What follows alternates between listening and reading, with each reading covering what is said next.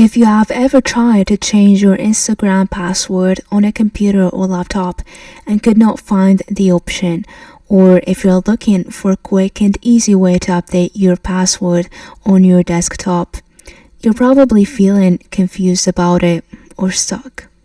In this video, I will show you exactly how to change your Instagram password on your computer or laptop step by step. The method is very simple.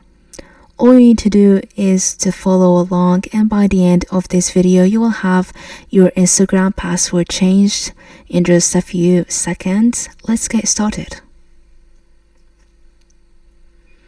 First, make sure you open Instagram website on a browser.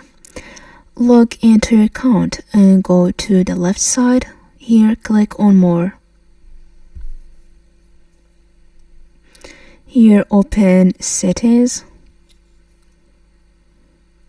Then click here, See More in Accounts Center. Then click on Password and Security. As you can see, there's Change Password. You're gonna click on it. You're gonna choose your profile. I'm gonna click on this one. Here you're gonna type in your current password, and here the new password that you want to be using, and here you're gonna type again the new password. Once you've done this, you're gonna click on Change Password.